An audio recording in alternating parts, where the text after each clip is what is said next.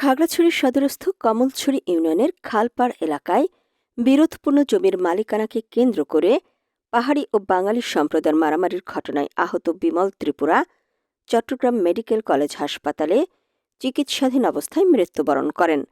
বিমল ত্রিপুরার মৃত্যুকে কেন্দ্র করে পাহাড়ি সশস্ত্র সংগঠন ইউপিডিএফ প্রসিদ্ধ স্বার্থান্বেষী কুচক্রী মহল সাম্প্রদায়িক দাঙ্গা তৈরির লক্ষ্যে সামাজিক যোগাযোগ মাধ্যমে বিভিন্ন ধরনের অপপ্রচার চালাচ্ছে। স্থানীয় সূত্রে জানা যায়, কমলছড়ি ইউনিয়নের খালপাড় এলাকার বিরোধপূর্ণ জমিটি বিগত ১৯৮২ সাল থেকে বাঙালি আবুল বাশির ভোগ করে আসছেন।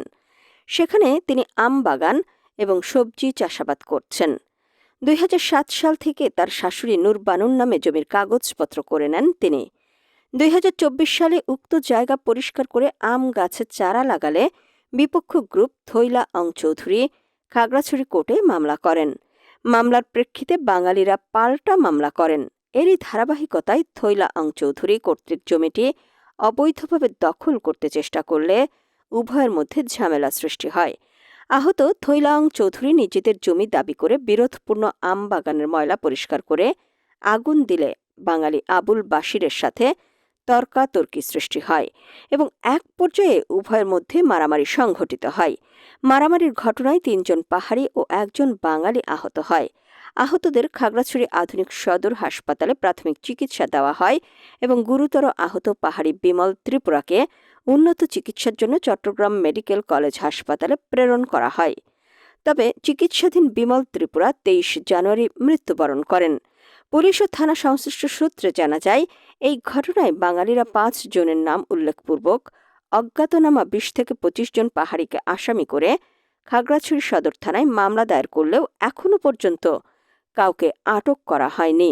পাহাড়ি ৩ জন অভিযুক্ত অগ্রিম জামিন নিয়েছে এবং ২ জন পলাতক রয়েছে। অন্যদিকে পাহাড়িরা ৮ জনের নাম উল্লেখপূর্বক অজ্ঞাতনামা ৪-৫ জন বাঙালির বিরুদ্ধে আসামি করে মামলা দায়ের করে। ইতোমধ্যেই পুলিশ ২ জন বাঙালিকে আটক করেছে। তারা বর্তমানে খাগড়াছড়ি জেলা কারাগারে রয়েছে।